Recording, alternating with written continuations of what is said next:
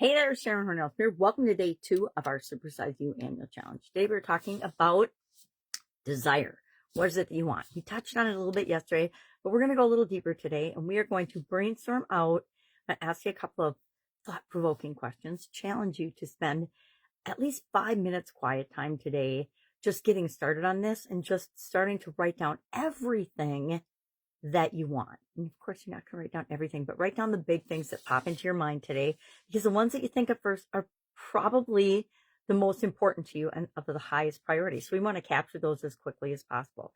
We're going to work on a 9-part life framework this year. I'm going to just talk about it for about 1 second because I'm going to talk about it all year long. It is a framework that I learned from Tony Robbins and Jim Rohn, literally, I think back in 1980 or the early 80s for sure. And it was a 7-part life framework. But then after the COVID pandemic, I added 2 more areas. And what I do is I use this framework for pretty much everything. I've been telling people for a couple of years now, but prior to that, I kind of just kept it to myself. That's how I ran my life. And I probably kept it to myself because I wasn't doing it for a while. I wasn't using it. And my life went spiraling out of control and led to a sudden cardiac arrest and a death event. So I don't recommend that anybody does that. But so many people I see are running down that track of trying to do everything, be everything, have everything, and making it so hard and so complicated. And I am here to tell you, it does not have to be that way. Somehow along the way when we're growing up, we believe that it does. We believe we have to hustle. We believe we have to struggle. We believe it's going to be hard. But if it's hard, and what we're doing isn't for us, it's an indication to us that we're not on the right track. It's taken me a long time to start listening to that small inside voice that we all have telling me, you are running into a brick wall. Stop before you hit the wall. So each of the life framework areas, I use them to set my lifelong legacy goals and then to break them down into bite-sized pieces. And we'll do that on this challenge in each of these different areas and aspects of our life. We'll spend 1 month focusing in on each of these 9 life framework areas, which are, now, no making fun of my graphic, physical, mental, emotional, spiritual, financial, relationships, contribution, and then communication and confidence are the 2 that I added following some coaching I got in 2020 and 2021. I was with a coaching program. And I have found that when I think about all these different areas and set up a goal or something, at least 1 goal in each area, but then I also prioritize and rank them. And we're going to go through each of these exercises a step at a time, so it's not overwhelming. So it's actually easy and fun, and you want to do it to set your life up for more success, more flow, more freedom, less stress, to me, it's less doubt, worry, and fear, right? Those are the big 3s in my mind. And then we could add scarcity and lack as far as the top 5 things that really undermine us in any area and aspect of our life. So today we're going to think about all of these different areas of our life, us as a whole human being, and what do we want? What do you desire? What do you want with respect to that? I'll share some that I've written down already just to be open and transparent in terms of that I do this right along with you and too. So what do you want? Spend 5 minutes quiet time today starting out your list. You're not going to finish it. You're going to think of things that you want to add to it throughout the day as you go about your day. That's what I do with just about every exercise we do. I'll start it in the morning. I'll do a little something, but then I usually carry around my handy dandy annual challenge notebook. And whenever I think of something, I just write it in there and I add it in there. So I've got an ongoing record of what I'm thinking, what I'm feeling.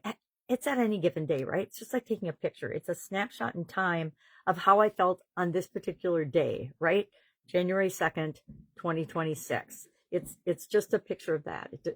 And I like to do it because it's something I can look back on and see how far I've actually come and how many of those things I've already started to improve or knocked off my list. Like I said, a lot of the times when I'm making a list like this, these are lifelong legacy things that I'm working on that I want to see happen before I exit the planet once and for all. So for example, I want to be kinder. I want to be more patient.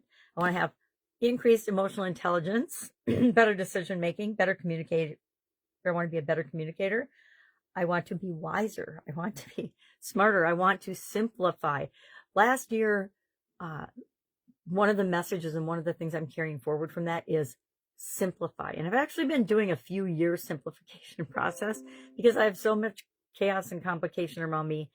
I know that that messes with my results, and I want to have things be straightforward, flowing, and simpler, because often it's the simple processes that we use over and over again. Number one, they're simple, so we actually apply them and use them and take action and incorporate them into the things that we're doing. And those are the things that we will do consistently. And when we do things consistently, we get results, right? We get the results that we want, or we test and tweak to change things until we get a system that helps us get the results we want. And then we just keep doing more of that. What else did I say I want? I want to think for myself. That means I'm in a challenge right now, and the leader challenged us to give up the news for a week. And I'm like, well, geez, I gave up the news in 1985, 6, 7, somewhere in that time frame. I was in a training that encouraged us to take a 1 week break from the news while we were in this challenge. And I and a couple of other people, we just never went back to watching the news. And I'm very thankful for that at this point in time. Years of indoctrination, and I'd probably be a crazy if I'd listened to the news all these years. I want to be a better human. I want to be a better leader. I want to be a better family member, better friend. I want to set a better example for other people in the world, right? I want more impact and more legacy. I'm more geared these days toward how can I leave the world better than I found it, than I am some of the more material things that I spent a lot of years. My youngest granddaughter says a lot. I love that. She doubles up her a lot. And I spent a lot of years doing what I thought I should do and what everybody else expected of me.